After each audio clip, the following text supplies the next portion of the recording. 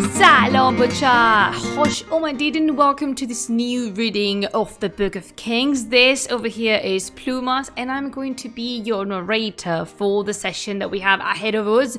Salam Pichu! Aye Captain, how is everyone doing?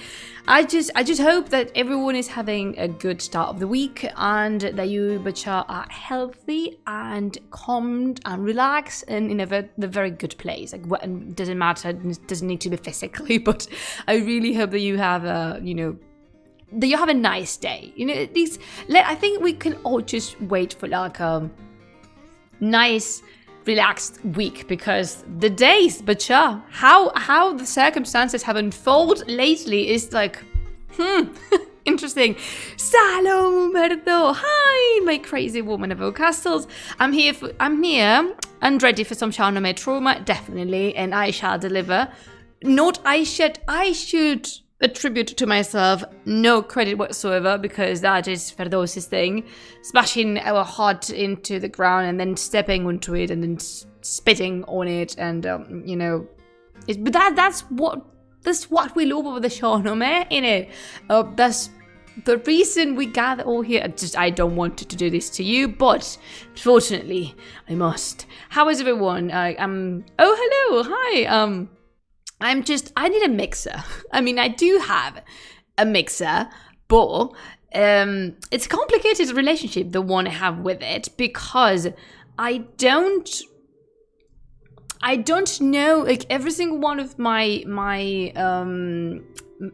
audio takes is different. And for example, depending on the stream, I don't know why, that Lulu June, I was gonna call him Luffy, because I've been watching One Piece recently. It's not Luffy, it's Lulu June.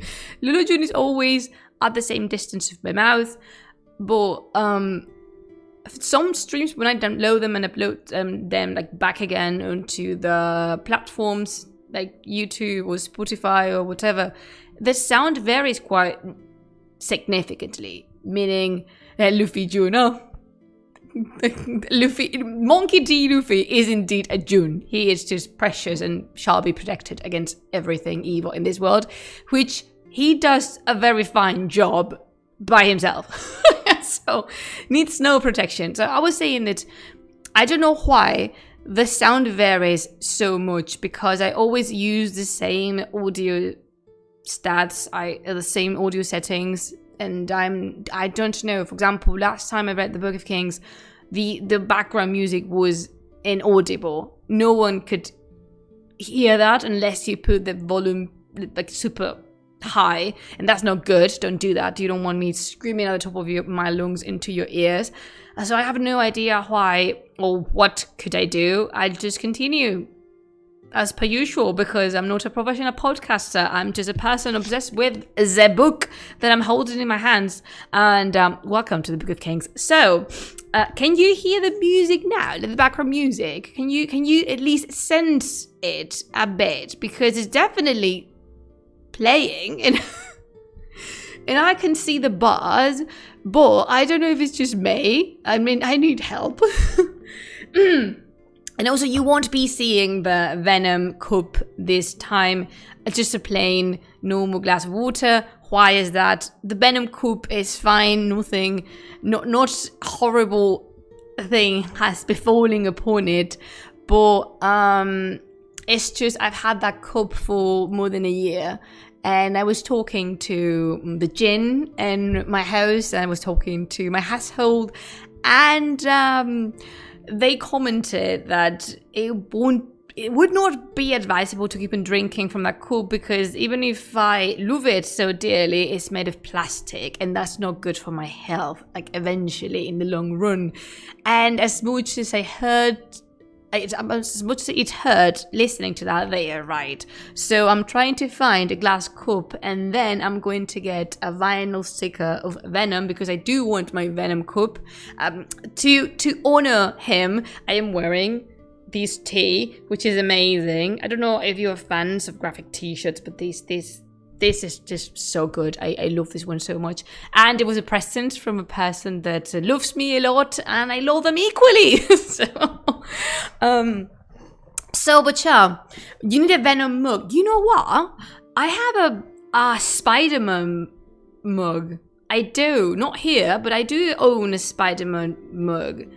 But I don't have a Venom mug. I ought to walk in a thank you, Captain, for your advice. I'm definitely going to follow it. So,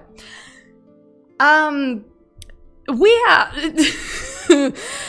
You're going to see me and you're going to hear me because I'm very much aware that a lot of you listen to this later as a podcast. So hello to all the Butcher that hear me narrating the Book of Kings. You're going to hear me and see me laugh quite a lot through this episode. It's a nervous laugh. I don't have a reason to be laughing whatsoever. Like, not even a single one. This is not fun, but it's a nervous response because sense of humor is my pastor. Nada me falta. El humor es mi pastor, nada me falta. So, to do a brief recap, because it's been a while since we talked about the Book of Kings last, where are we? We're at war. You may ask yourselves again, no, the correct question to make is still, yes, we are at war still. Last time we met Shāh-nāmeh and we read about his fire ordeal. If you don't know what I'm talking about, you can consult the other living sessions of the Shāh-nāmeh. But basically we knew Shāh-nāmeh, which is a precious pan de Dios. Like, pan de Dios means literally bread of God. It's something that they say in Mexico to express how pure and immaculate and innately good a person is. So Shāh-nāmeh is a pan de Dios and he should be protected from everything and kept away from harm at all costs. And I know my Spanish speaking Bacha are riding with me into this battle. I need to convince you that you will ride with me. When Shāh-nāmeh calls for aid, the Bacha will answer. That is my task for today. And also Shāh-nāmeh escaped the palace of his father, Kai Kavuz, who is competing against himself constantly to see if he can beat his own stupidity, because there's no secret. It is no secret that I deeply dislike Kai Kavuz. I think he's one of the worst characters in the Shāh-nāmeh. And not because I just say so, but I consider him to have demonstrated consistently how imbecile he can be. The latest thing that he did was sending Shāh-nāmeh to war against Afrasiab. Turan, the major enemy of Iran in this book, in the Book of Kings, is Turan. Look at this hair. What happened here? So Shāh-nāmeh, someone wants to party by themselves. That's okay, we can leave it here. So Shāh-nāmeh went to war against Turan, against Afrasiab, who you might remember being referred to in these readings as the psychopath, because Afrasiab is this person that split his own brother in two with his sword because he dared to disobey his orders. This is where we are. And Shāh-nāmeh had signed a truce with Afrasiab because he had an omen dream. He had an ominous dream that advised him to not pursue war, because Shāh-nāmeh, one way or another, was going to overpower Afrasiab, and then Turan, the kingdom of Turan, will be lost. Then Afrasiab and Shāh-nāmeh met an agreement. They are signing peace, but someone needs to tell Kai Kavuz. And the last thing we read about was that Rostam, who is the godfather of Shāh-nāmeh and the person who truly raised him, who truly educated the little prince. I say little, bear in mind that you know how the Shāh-nāmeh can be confusing and Salam Vizier, are you okay? You know how confusing or ambiguous Shāh-nāmeh can be with ages regarding the characters. I would say that Shāh-nāmeh is around 20 this time. So Rostam offered to go to Kai Kavuz and talk to him because he knows how Shāh-nāmeh's father can be. Difficult is one way to put it. Idiot is the one I would use, but But we're gonna carry on, and then the Siavash and Rostam write a letter together, and this is where we're going to start the reading. I am not responsible. Don't shoot the messenger. Por favor. I'm not responsible for anything that happens from this moment onward until the end of the reading. I am just a reader, okay? Like you, I am in the same boat as you. I'm on your team. I'm in your side, always. But be prepared. Like the hyenas in The Lion King, no, be prepared with the tissues around. So, the Prince, Siavash, and Rostam sat down together and talked at length. Siavash summoned a scribe, and a letter was written on silk. Pichu says later things are coming. Yeah, like wee things. But they are coming. He began, as all the letters in the Shāh-nāmeh start, and we know this already, by praising God who had given him victory and glory, whose orders none can evade, the Lord of wealth and death, creator of the sun and the moon, bestower of the crown and throne, who knows all good and evil. Exactly, Pichu. To the Jarana. Jarana is coming, and it's coming in hot. It's already here. Jarana is always here. The letter continued, and here we're going to quote the words from Siavash. I read Balkh, rejoicing in my fate, and when Afrasiab heard of my coming, the clear water in his goblet turned to pitch. He knew that difficulties hemmed him in, that his world was darkened and his look at an end. His brother, he's talking about Garzibaz, who, by the way, is still being... He's not hostage. He's not kept hostage. He's not a hostage whatsoever. But he's definitely being held at the palace against his own will. He's like, what's the word in English I'm looking for? I'm looking for a word. In Spanish, it's retenido. How do you say that? Retained. Because it says hold prisoner. He's not a prisoner exactly. He's not... He's like... Not retained. He's... Restrained, maybe. He's being kept in the palace. Pinned, you think? Yeah? Is it pinned? Well, I will follow whatever you guys tell me. But he's not a hostage. He's not a prisoner. He is just being kept there. Against his will. But he's there. His brother, Garzibaz, he's not a brother of the King of Kings. Sorry. Garzibaz is not a brother of Afrasiab. This is just a figure of speech. So his brother came offering me wealth and beautiful slaves, begging the king of the world for peace and resigning authority to him. He promised to keep to his own territories, to leave Iran's soil, and to harbor in his heart no thoughts of war. He sent 100 of his relatives to me as guarantors of his word. Rostam comes to you, asking that you pardon him, not Rostam, Afrasiab, since he is worthy of your kindness. Again, not Rostam, Afrasiab. Rostam set off for the king with a contingent of men, his banner fluttering overhead. Yeah, good luck with one, Rostam, you're gonna need it. I see them. For his part, Garzibaz returned to the king of Turan and told him of Siavash, saying, as a prince, he has no equal for handsomeness or nobility of action, for intelligence or kindness or dignity or eloquence. He's brave, speaks well, he's a good horseman, and he and wisdom are like all companions. What a beautiful sentence! I love this book.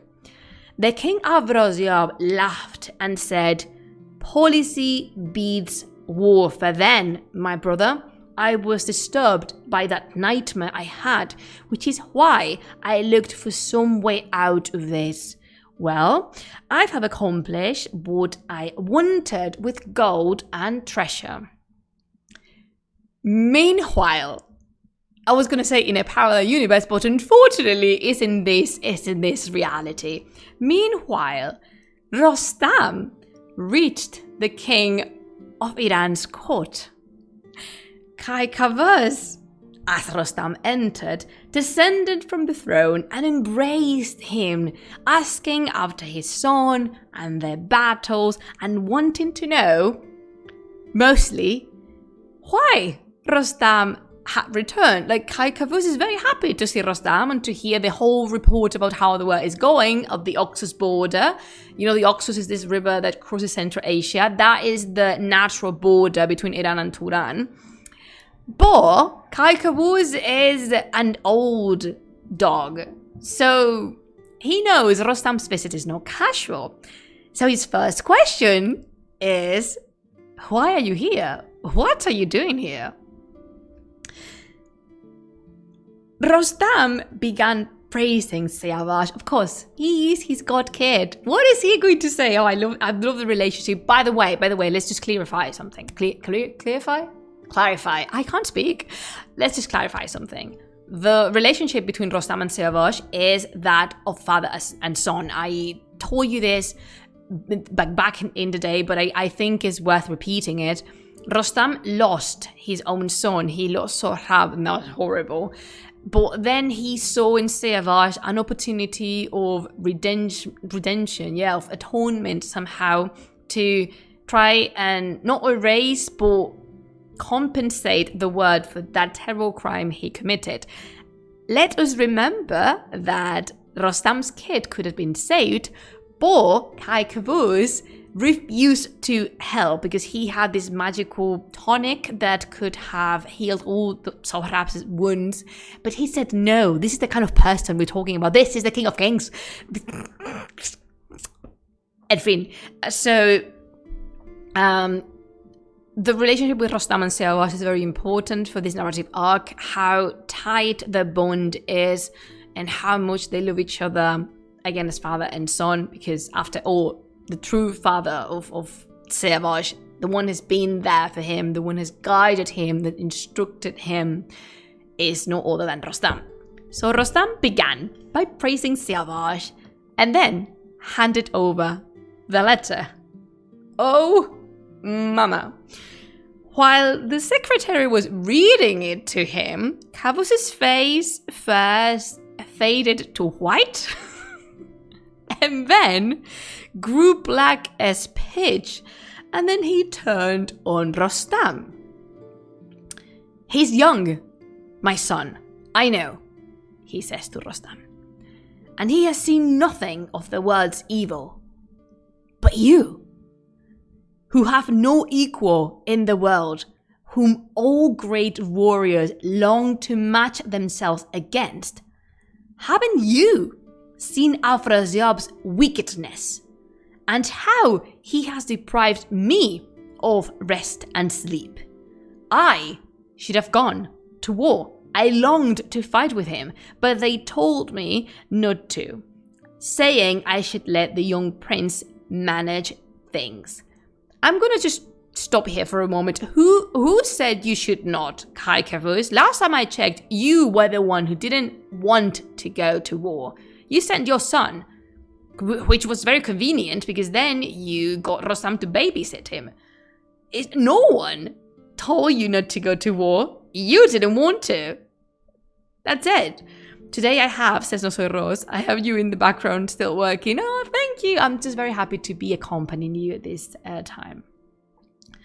So, he continues, Kaikavuz, and where God's punishment was called for, you let yourselves be beguiled by wealth he's looted from the innocent and by 100 misbegotten Turanians, bastards whose fathers no one can name.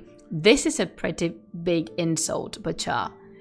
Blaming in the Middle Eastern culture, blaming the father or claiming that you don't have a father you can name is a big thing. Like, Kaikavuz has definitely crossed the line here.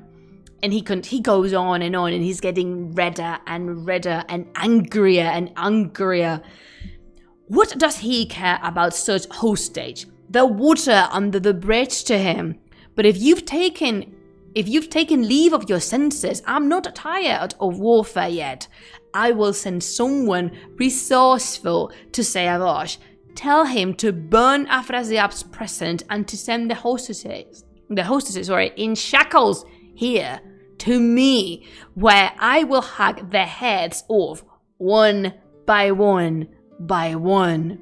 And as for you, Rostam, you must lead your army into enemy territory where, like wolves, they are to plunder all they find until Afrasiab comes out to fight you. درود آرش خوبی؟ Rostam then replied, My lord, my king, don't upset yourself about this, but listen to me for a moment. Just a quick digression here, but Chai, you know that Rostam is not a man of words.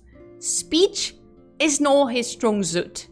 Therefore, if he's making an extra effort to say something to convince Kai Kavuz that he's mistaken, these words are going to be significant. Rostam replies, The world is now subservient to you, and you yourself advised the prince not to advance across the Oxus, but to wait for Afrasiab to attack. And so, we waited, but he sued for peace. It's not right to attack someone who's looking for peace and reconciliation. And the righteous will not do kindly on someone who breaks his oath. Shāh-nāmeh fought like a fearless leopard, and what else was he fighting for but the crown and the throne, wealth and security, and our homeland, Iran? He has gained all this, and there is no point in wildly looking for war now. Don't darken your bright heart with such muddied notions. If Afrasiab reneges of his promises, then we can fight. We're not tired of battle, and that will be the time for swords and warfare. Do not ask your son to break his oath. Lies do not become the crown. That sentence. I tell you plainly, Shāh-nāmeh will not go back on his word, and he would be horrified to know what you're planning. And then Rostam drops the mic. Incredible. But he has a very good point. Let us think a bit of what is guiding Rostam's words. So, in the Shāh-nāmeh, in the Iranian culture in general, but in the Shāh-nāmeh in particular, the only thing that a man owns, the very thing that they truly possess as theirs, is their word. The word is the most important thing you can give, because the rest is in God's hands. They know their plan. We're just here passing the time. But the word of a person should not be given in vain. Kai Kavuz is asking that Shāh-nāmeh, I was going to say Sohrab. Kai Kavuz is asking that Shāh-nāmeh breaks a promise he's made to break a peace treaties and then march on to war. Therefore, he would be a liar and a traitor, because he's agreed with so many people that war was over. And Kai Kavuz, completely abandoned of all wisdom or sense, wants to make his son the heir to the throne of the King of Kings, the prince of all Iran, to break his word and to attack Afrasiab.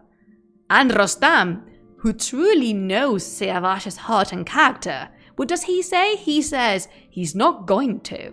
Doesn't matter if you yourself order so. Shāh-nāmeh won't break his word, because he is a pan de Dios. He is pure. He's righteous. He is a proper man. As I take a sip, how do you think Kai Kavuz is going to take a no for an answer?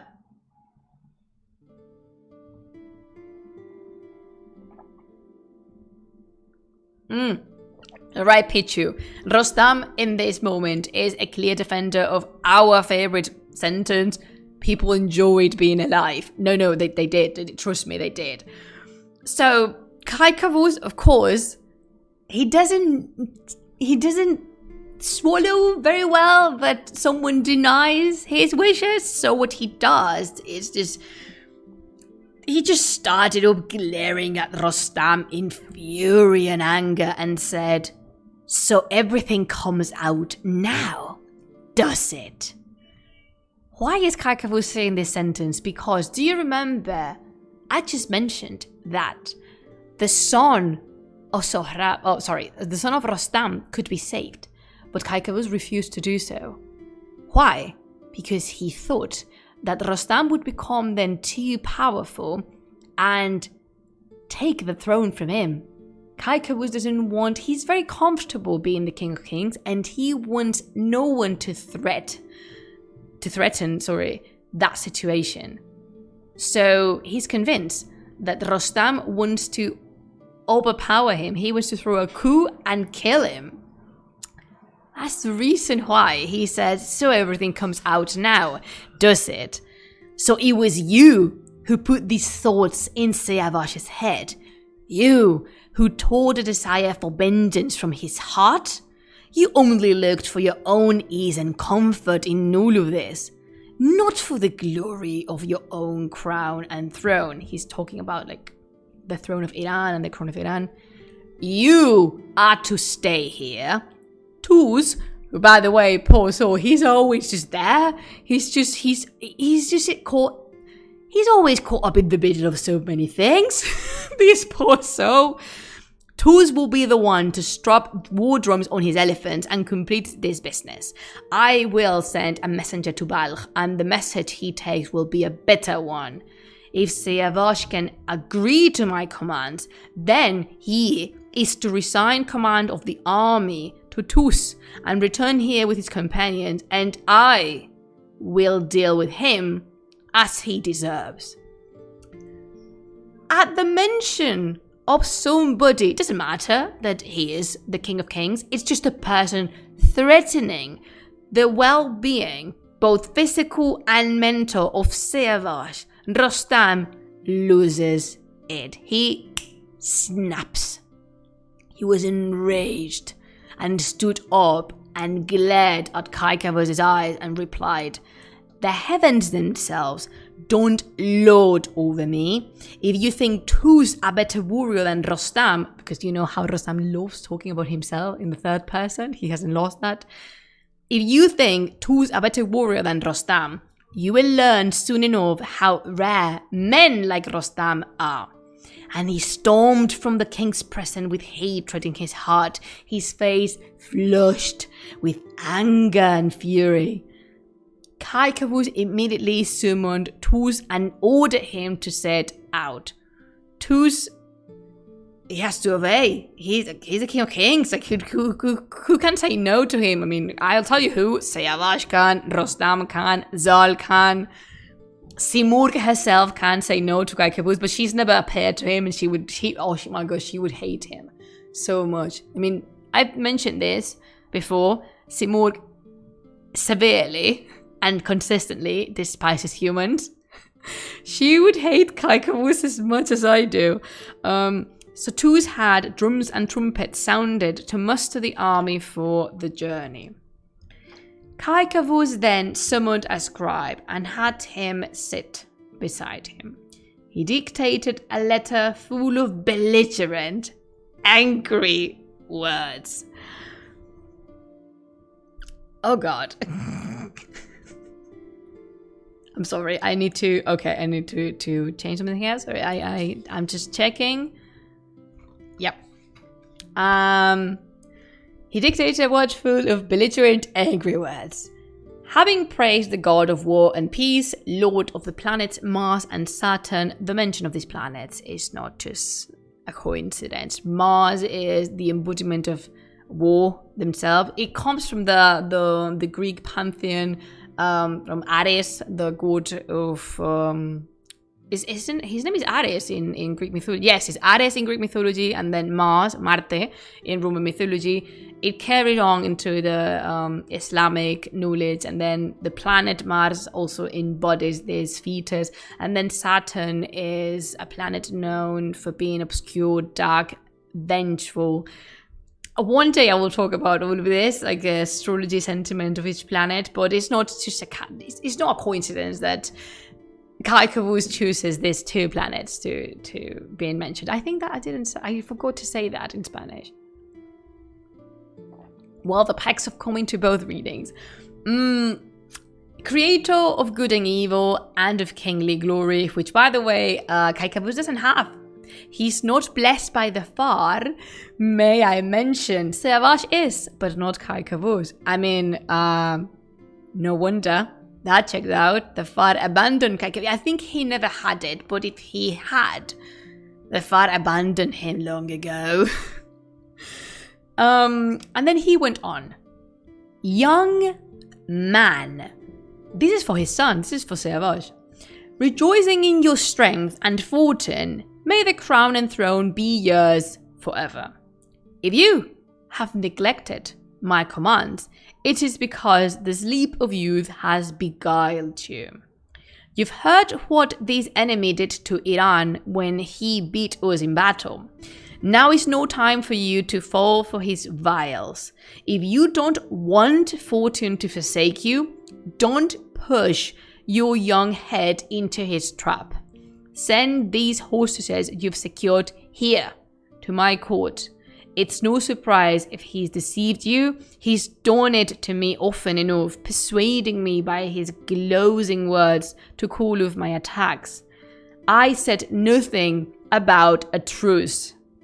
And you disobeyed my orders, enjoying yourself with pretty girls instead of getting on with the war. And as for Rostam, he can't get enough riches and gifts, but it's conquest by the sword that you should depend on. It's conquered land that gives a king glory. When Tuz arrives, he'll sort out, sorry, I always get confused because I pronounce the Persian in Persian and that is closer to Spanish, so when Tuz arrives, he'll sort out your affairs. You're immediately to load the hostages with chains and mount them on donkeys. Fate won't look kindly on this truce of yours.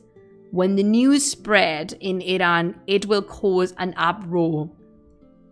You think? Sorry. Get on with your task of vengeance. Attack by night and make a second Oxus of their blood. Okay, sorry, that is a very cool sentence. That is a very, very cool sentence. Then, Afrasiab won't stay sleeping long. He will advance to give battle. But if you feel sorry for that devil incarnate, if you don't want to break your word to him, and you have no stomach for war, then hand the army over to Tuz and get yourself back here. This is how the letter ends. Not like, love you, dad, looking forward to seeing you. No. Get yourself back here. Oh. When Shāh-nāmeh received the message and saw its graceless language, he called over the courier who told him about Rostam and how he had been received, and about Tuz and about Kaikavus's rage. Shāh-nāmeh was saddened to hear the treatment met out to Rostam, and he fell to brooding on his father's actions on the day of the battle and on the Turanian hostages. Shāh-nāmeh's heart is shattered to pieces, and I wish I could make myself clear enough for you to understand why. His own father's asking him to break his oath, not just his royal oath as a prince, but he gave his word before God themselves. So his father's just asking too much. And it's his father, Shāh-nāmeh, from the day he was born and was aware of his existence, he has done nothing but trying to please his whimsical, capricious father constantly, and nothing has been enough. This is the last drop. Shāh-nāmeh has come to realize that things are not looking good for him, no matter what he chooses. And that is heartbreaking, but sure. And now he's thinking about the hostages. Because he is, what? I want to hear it, a pan de Dios. He's too good for his own nature. Like, no jokes. I think Shāh-nāmeh is the best person in the entire Book of Kings. I know it's full of good people, and we love those good people. But there's something special about the purity and innate goodness of Shāh-nāmeh's character, of Shāh-nāmeh's decisions, of his ways, of how he conducts himself, how he speaks, the choice of words he uses. He is just he's innately good. He's good. It's not even righteous. It's just goodness incarnate. And of course, because of that, if you know any good people, you would also be aware of how much they suffer. I have never seen anyone read the Shāh-nāmeh with such passion and energy and analyze it like this. Thank you so much. Oh, thank you, Arash. I mean, I've always said this, and I will carry on. This book is my entire personality. Like, I love this book so much, and I love the characters incredibly in here. Not Kaikabuz. We hate Kaikabuz. We all hate Kaikabuz. But there is something about Shāh-nāmeh. It's just, it was very special since the very moment I pick up the book and started reading. I know that my true love is Simurgh, and she will always be. I mean, I dedicated my whole PhD to her. But the rest of them, all the characters, all the situations, all the narrative arcs, they are very special. This is one of the best books ever written in the history of humanity. This is a masterpiece. And Shāh-nāmeh is one of the reasons why. Because you know how Manichaeism can pop up in the Shāh-nāmeh? It is good that it's here. It's intentional. Of course, this is not just an innocent product. It is a product. It's very well thought to describe the behavior and the longings and the wishes of a community. Ferdowsi and all the previous authors knew very well what they were doing. And then the way they have to represent goodness and purity and just I don't know if there's a word for this in English. Kindness. Yeah, we can go with kindness. Hi, Clarilla, how are you? So the way the Shāh-nāmeh portrays Shāh-nāmeh is just so special, because when you read it, you can really take in how intentionally good he is. It reminds me of your niece, does it? Oh, that is so sweet. But yeah, it's not just a coincidence. It's not a whim that Shāh-nāmeh is as kind and good as he is, and I love him so much. Again, laughing. Why am I laughing? There's literally no reason for that. Okay, we continue. Shāh-nāmeh is thinking, and then he talks to himself and says, 100 noble knights, all of them innocent, of real lineage, if they are sent to King Kavuz, he will neither ask about their lives, but hang them there as they arrive. And what excuse can I then bring before God? The world hems me with evil. If I make war on the king of Turan, God and my own men will condemn me because I am breaking my oath and breaking my word. And if I hand over the army to Tus and return to Kaikavuz, evil will come to me from him too. I see evil to the left and evil to the right, and evil ahead of me. Shāh-nāmeh has brought me nothing but evil, and I don't know what else God has in store for me. So Shāh-nāmeh is thinking that all his problems started when, Shāh-nāmeh tried to, let's just say, take advantage of him more than once. That was horrible and painful to read. And then he went to war. I don't know if you remember this, but Shāh-nāmeh agreed to war to escape from his father's house because Shāh-nāmeh was spared. She was to be killed, he was to be executed, but Shāh-nāmeh, again, being a pan de Dios, Shāh-nāmeh stepped in and asked his father to forgive her because we don't deserve Shāh-nāmeh. Me cago en la leche. We don't deserve him. We just don't. He's just kind-hearted is the word that better describes Shāh-nāmeh. Definitely, that is a very good one. Pichu. That's the perfect word is kind-hearted.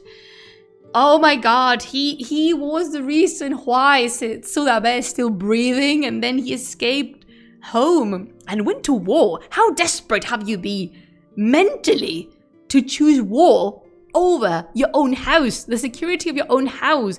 How poorly and how threatened should you feel within the walls of your own house to think that war is the only way of escaping and feeling safer and lighter? Can we just talk about that for a moment? Am I being able to transmit over to you how Shāh-nāmeh must be feeling at this moment? It's just too much. It hurts every time. I'm sorry. It's just, what do we do at this? Literally nothing we can do. It's just the pain, the sorrow in his heart, in his head.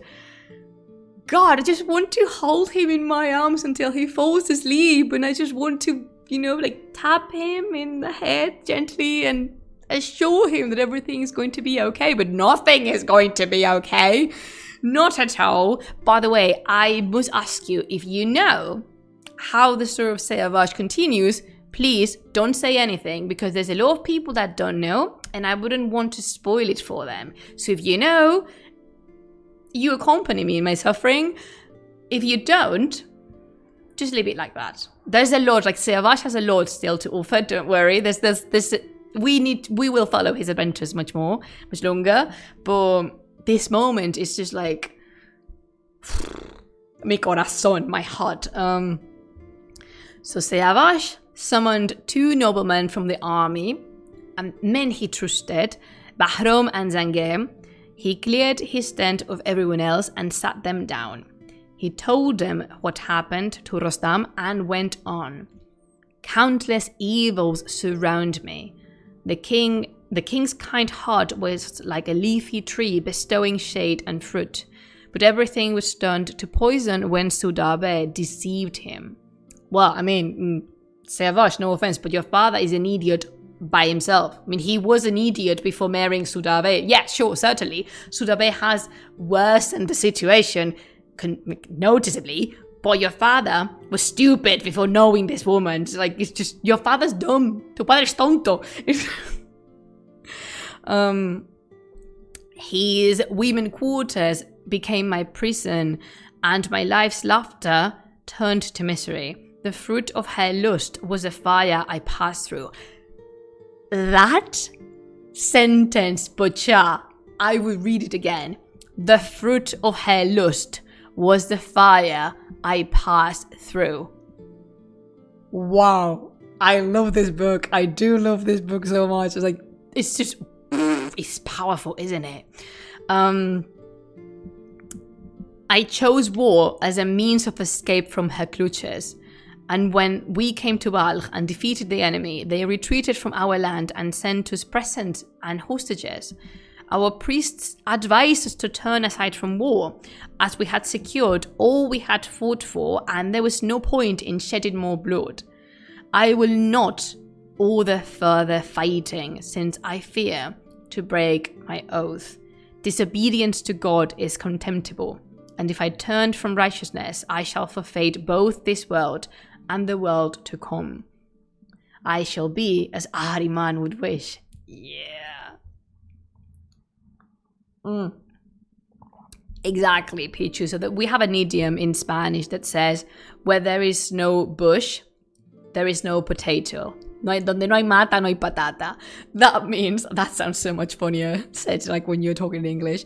That means you can't find anything where nothing is. You can't expect Kaikavus to act wisely because he's not a wise person. You can't ask Kaikavus to act with common sense because common sense is clearly abandoned. Common sense has left the chat. There is nothing. Like Tok, nothing is there. Empty brain in there. And Siavash continues, if I fight, who knows to which side fate will give the victory. Would that my mother had never borne me, or that in being born I had died. My fate is like a massive tree whose fruit is poison and whose leaves are sorrow. No, not almost empty. Empty completely. Like it's just like Kaikavus's brain is hollow. Like his heart, apparently. Siavash continues, I have sworn a binding oath before God, and if I break it, disaster will erupt on every side. The whole world knows I have made peace with the king of Turan. Everyone will revile me, and I shall deserve it. And how can God look kindly on me if I turn again to vengeance, cut myself off the paths of faith, and float the laws of earth and heaven? He's just too good. He's just too pure. Okay, here it goes. I'm really sorry for what I'm about to read. I shall leave this place and seek out somewhere where my name will be hidden from Kavuz. But may all be as God wills. Zange, I ask you to undertake a heavy responsibility. Go quickly to Afrasiab's court and return him the hostages and presents he has given us. Tell what has happened. And to Bahram, he said, I leave our armies, elephants, and war drums together with this frontier area under your command. Wait until Tus comes and then hand everything over to him. Count out to him all the treasure, every crown and throne, item by item. He's leaving. He's leaving. I am about to cry. The only solution is leaving. Bahram's heart was wrung with sympathy for his commander's pain. Like all of us, Bahram, we feel you, Azizam. Violently he wept and cursed. The two noblemen sat grief-stricken. Then Bahram said, this is not the way forward. Without your father, there is no place for you in all the world. Write the king another letter. Ask for Rostam back. If he tells you to fight, then fight. Best not to bandy words with him. There's no shame in apologizing to your father. We will wage war as he commands us to. Don't brood on this. Flattery will bring him round. The crown, the throne, the army and the court, all of them will be useless without you. The king's brain is like a brazier filled with coals, and all his plans and wars are mere folly. Damn, you're right. So why is it, Bachar, that Bahram is so desperately asking Siavash to cave in to his father's wishes? Why? Why would Bahram tell Siavash to break his word? Is there reasoning behind this? Or certainly it is. So, Bahram has expressed this beautifully and in a manner that I could not just rephrase better. The king's brain is like a brazier filled with coals, and all his plans and wars are mere folly, because there's nothing in Kaikavus's brain. But the whole kingdom of Iran has put all their hopes on Siavash. All the real hope of Iran now is resting on the shoulders of Siavash, because Kaikavus will hopefully one day stop reigning. He will pass the crown on to Siavash, and then everyone will be relieved and happy because things will take, they are wishing for, a better turn. and everything will be just better. Like, it's a whole thing better. They want to keep the prince because they know without him, Iran is lost. Because Kaikavuz is not someone to rely on. He's lost the trust of all his people. Nobody's hoping that Kaikavuz does anything remotely close to wise or sensible.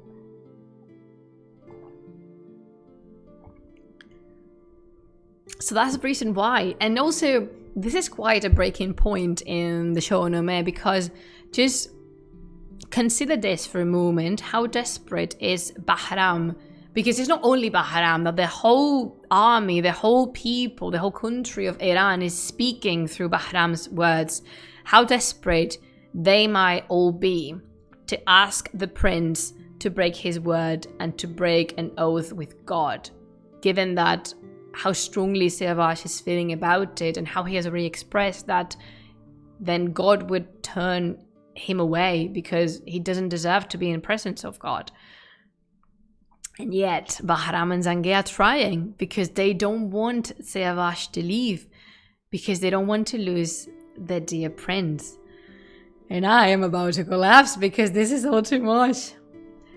So Siavash listened to the words of Bahram, but he could not accept his advice, since the heavens secretly willed another fate for him. Siavash answered then, "The king's command transcends the sun and moon for me, but neither commoner nor noble, neither lion nor mammoth can oppose God. A man who disobeys God's command abandoned himself to bewilderment. I can neither plunge these two countries into warfare again, nor to go back to the king with his orders neglected and then face his wrath and disappointment.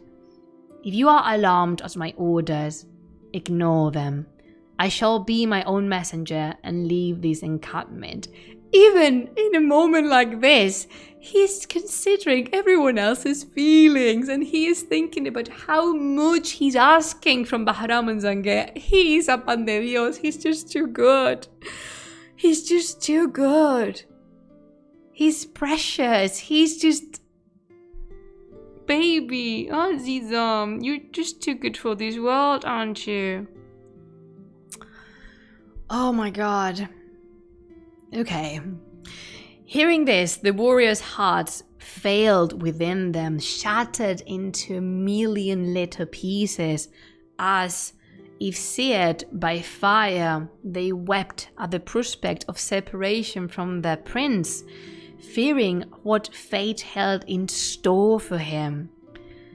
Zangeh replied, "We are your slaves, sworn to serve you, faithful until death." Siavash said, "Go then to Turan's commander and tell him what has happened to me. Say that this truce has meant sweetness for him, but only pain and poison for me. Say that I will not break the oath I swore to him, and that if this means I am to be exiled from the throne, then God is my refuge, the earth will be my throne, and the heavens my crown." This sentence, oh God, so many good sentences this session, Bachar, is like, this is just great. Oh God. God is my refuge, the earth will be my throne, and the heavens my crown. 20 years old, this person. 20. Oh my God. Tell him I cannot go back to my father. Ask him to allow me free passage through his territories to wherever God wills I should wander. I shall seek out some distant country where my name will remain hidden from Kaikavuz, where I shall not have to hear his reproaches and can rest a while from his fury. And taking 100 warriors as escort, Zangeh reached the Turanian king's capital. As he approached, Afrasiab rose from the throne, embraced him, and made much of him. When the two were seated, Shāh-nāmeh handed over a letter and repeated all he had been told. Afrasiab's heart was wrung by what he read and heard, and his head whirled with confused notions. What is happening, Shah? It's happening that suddenly Afrasiab is realizing that he cares for Siavash much more than he had anticipated. And also probably Siavash's news and how the situation unfolded is making Afrasiab question how and why Kaikabus can be so thick in the head, so dumb, such a big fool, because he doesn't understand. He just cannot comprehend why a father would behave as such. I want you to bear in mind that this is the person that split into his older brother because he refused to follow orders. So, Afrasiab, you should recognize a person when you none of your kind when you see one. No, just saying. And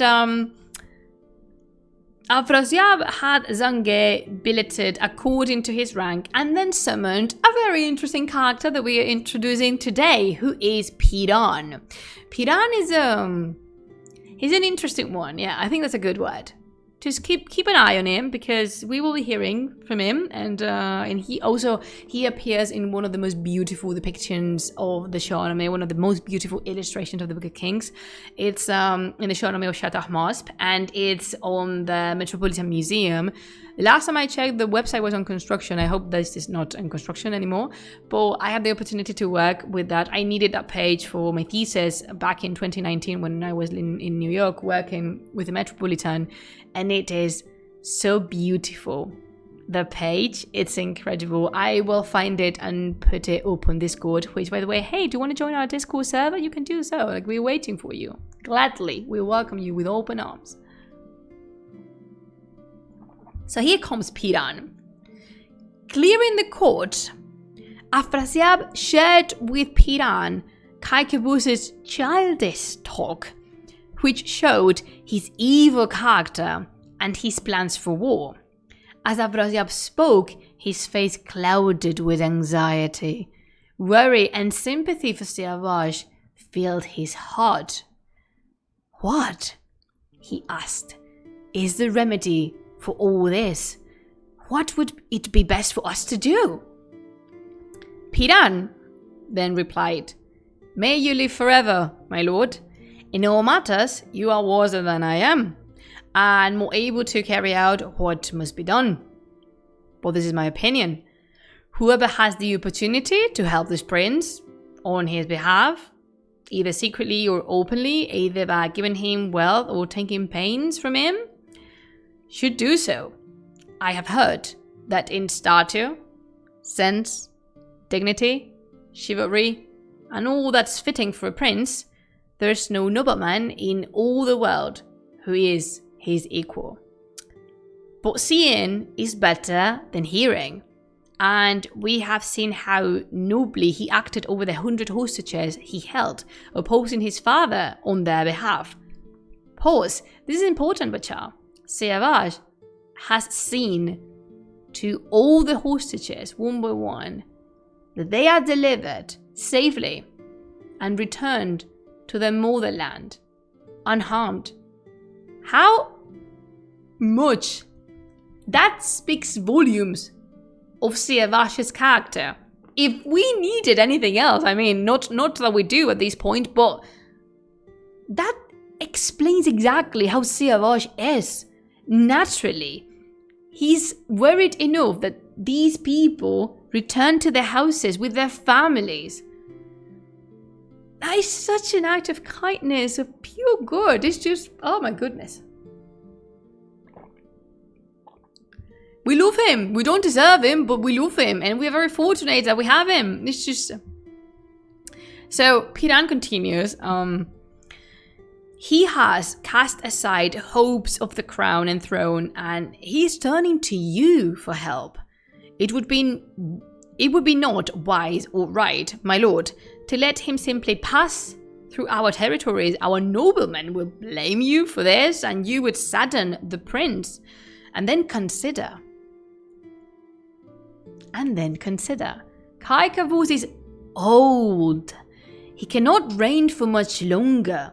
Siavash is young, and he possesses the royal far, and he will soon inherit the throne. If my king acts wisely in this matter, he will write to Siavash, welcoming him as a father would. Give him a place in this country, offer him respect and kindness. Marry one of your daughters to him, treat him with honor, with respect, with dignity. If he stays here with you, it will bring peace to our land, and if he returns to his father, fate will look kindly on you. Iran's king will be grateful to you, and the world's noblemen will praise you. If fate brings Siavash here, our two countries will rest from warfare, as the world creator would wish. Look at you, Piran. So you have a plan on yourself? Is it going, don't you? So, but he's speaking sense in here, because it's not just an act of kindness that the Turanians should, be the asylum of, not the asylum, what's the word? Asylum is the mental, what is the word in English for that? Because asylum is a mental institution. Is it the same word?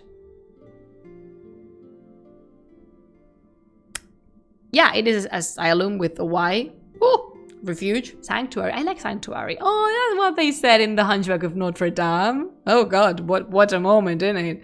So yeah, it's not just an act of kindness that the Turanians should welcome Siavash and give him sanctuary. They're looking to the future, because if they stay with the prince as fine and as righteous as Siavash, the Turanians are going to be just fine with it.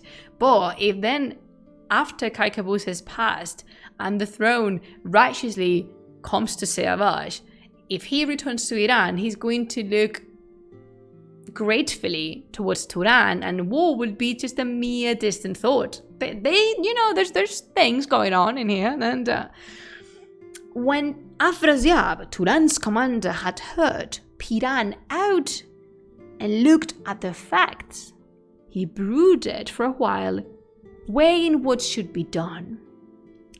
Then he said, "Your advice pleases me. No one in the world has your experience and wisdom, but there's a proverb that seems opposite here.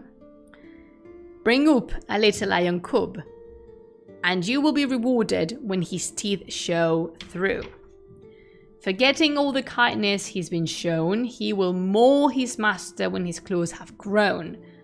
So you see,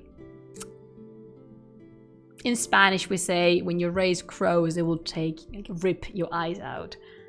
I prefer the one with the crows. I think Spanish is a little bit more specific and expressive with those things. But Piran said, "May the king look at this matter wisely. Will a man display his father's bad qualities when he has opposed those very qualities? Don't you see that Kai Kavuz's days are numbered?" Piran is just all of us. Piran's like, he's going to die soon. And we want that. Don't you see that Kai Kavuz's days are numbered and that these being so, he must die soon? Then, with no trouble at all, Siavash will inherit his country and its treasures and glory, our country and his, and their crowns and thrones.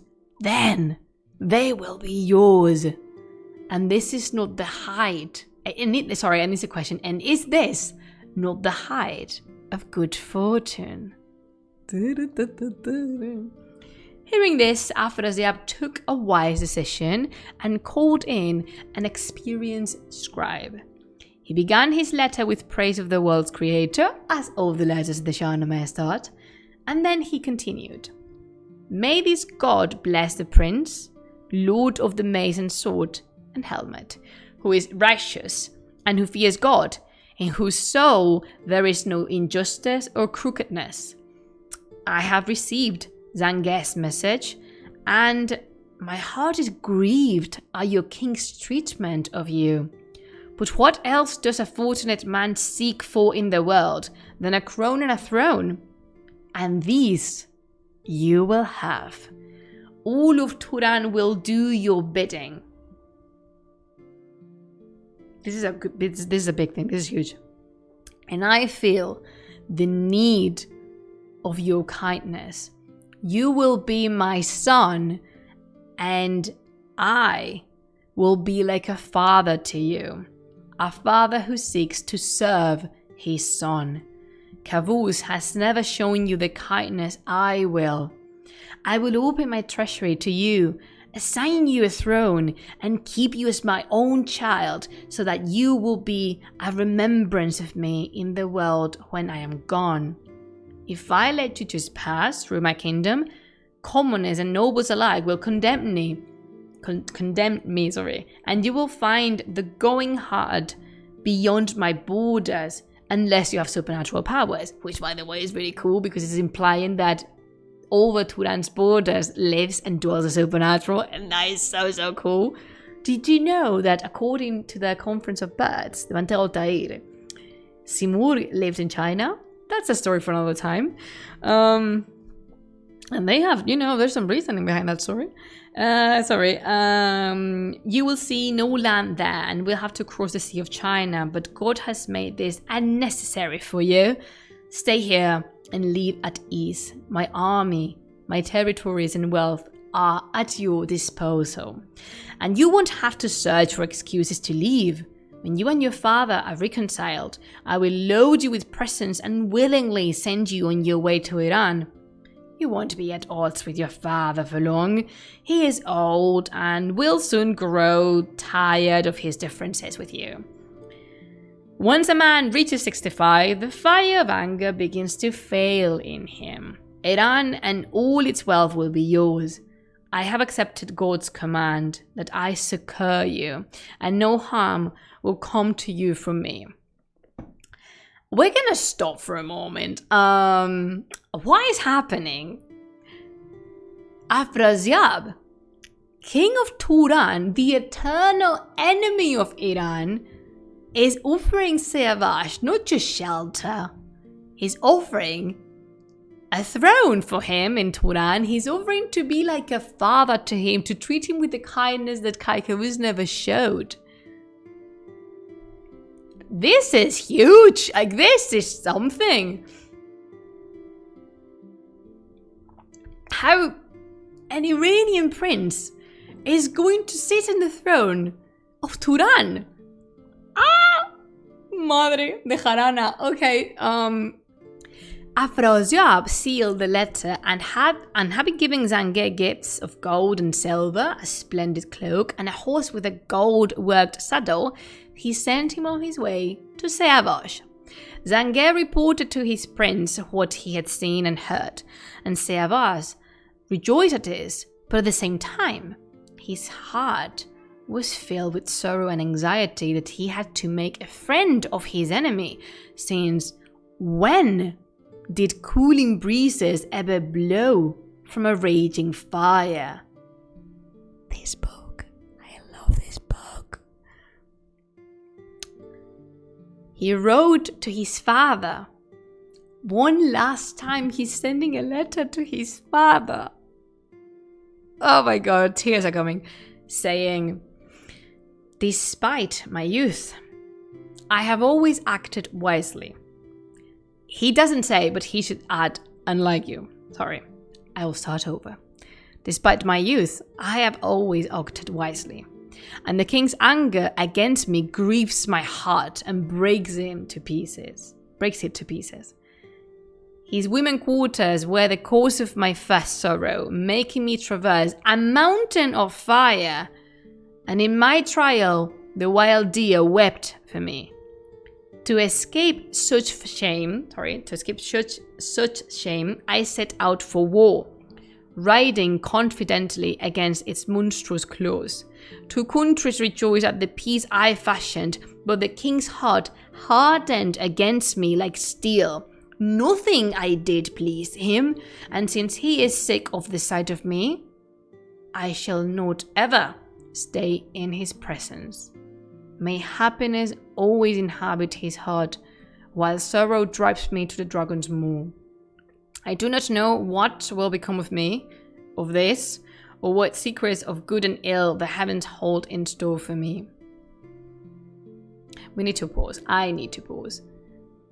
So basically, Shāh-nāmeh is listing everything he's done to appease his father's anger, to just, please him, basically. I can say any more. He's been good. Thank you, bye, Gladys. Yeah, it was good to see you. But these are just facts. Shāh-nāmeh crossed willingly a wall of fire to prove that he was innocent, which had been already proven. Everyone knew already that Shāh-nāmeh was innocent. There was no reason or need for that. Nevertheless, he did. He still did, just to please the imbecile that his father is. He marched to war to escape home, and that should tell us something very, very wrong is at the core of Kai Kavos's heart. There are fathers that don't deserve that name neither their sons. They don't, Pichu, I agree with you. This is heartbreaking. And then Shāh-nāmeh is forced to exile. He's forcing exile upon himself and carries on to live with their enemies who are showing more kindness than his own father is. He gave orders then to Bahram after sending this letter to his father. Even in those moments, he still has a good thought. There's a motorbike. He still has a good thought for his father. May happiness always inhabit your heart. How sweet is that? We don't deserve this person. Oh my God. Pan de Dios. Pan de Dios, and must be protected. Oh. He gave orders to Bahram next and said, keep your fame bright in the world. I hand over to you my crown and royal pavilion, the wealth I've been leaved, and the throne, our banners, cavalry, elephants, and wardrooms. When the commander Tus arrives, hand them over to him, just as you have received them. He selected 300 horsemen for his own use, together with a quantity of coin, jewels, and armor. And then he summoned his officers and addressed them. Piran, sent by Afrasiab, has already crossed to our side of the Oxus. He bears a secret message for me, and I shall go out to welcome him. You must remain here. You are to regard Bahram as your leader and to obey his orders. The warriors wept and cursed and kissed the ground before Shāh-nāmeh. And just like that, Bachar, our prince, our very young and kind-hearted prince, leaves Iran and sets out for Turan to just seek a better life for himself. And here is where we're going to stop. Bachar, this is how far we're going to go. Thank you so much for coming to this live reading. This is definitely, he goes to an Erasmus, yeah, definitely, scholarship. This is definitely my favorite stream to make. I love reading the Book of Kings to you. Arash commented on my passion because it's real. I am very passionate about this book and everything it has to offer. Thank you so much for coming here to suffer and endure the situation with me. It's been my greatest pleasure. I'm just very happy that you guys come, and I know much how that you enjoy this as much as I do. So cheers, this is to you.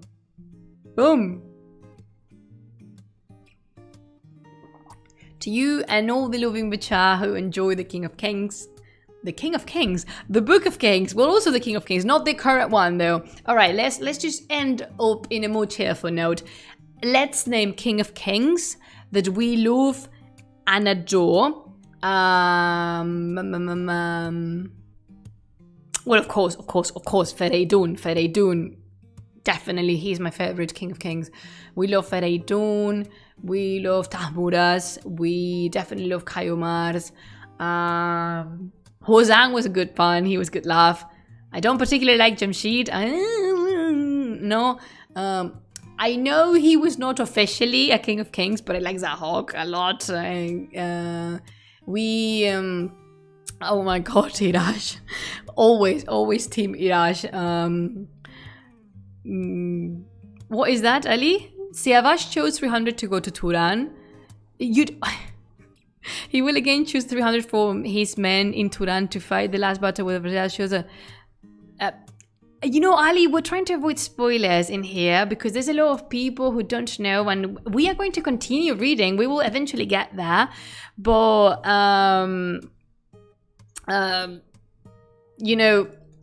I would prefer. I really like that you know the story. It is great, isn't it? I also love the arc of Siavash, and there's a lot. As I mentioned, we're going to accompany Siavash for quite a while yet, but I will prefer to keep these areas spoiler-free because there's a lot of people that experience in the Book of Kings for the very first time. So, of course, you are more than welcome to comment on everything, but just let's just keep this spoiler-free because we don't want to give out too much information. For the people who are showing that, and I like that you Wacha know the Book of Kings, because I feel like then the people who know the book, who know the stories within the book, it's not just me sharing the Shāh-nāmeh with you. No. It's all of us who all love the Shāh-nāmeh, showing it to other people and other Bacha in the world that never heard of it. And it's great. I mean, I put, then he goes to Sparta on a scholarship, and then the 300, the 300 Spartans, that never existed, but the 300 Spartans go on tour through Greece to Hellas with him. Can you imagine? I mean, no. So yeah, I really like having people in the readings that know what happened because it's a nice feeling sharing all these stories because this book is the best book ever written in the story of literature. I don't know why this book is not shown. I understand that you don't have time to read this. I mean, have you seen this? 60,000 verses of this. It's too much, I understand. But I cannot fathom why no one mentions this book in, how they are courses or universal literature. Why does no one mention this book? It is fundamental for literature, for worldwide literature. And this is not just a thing. I mean, it is.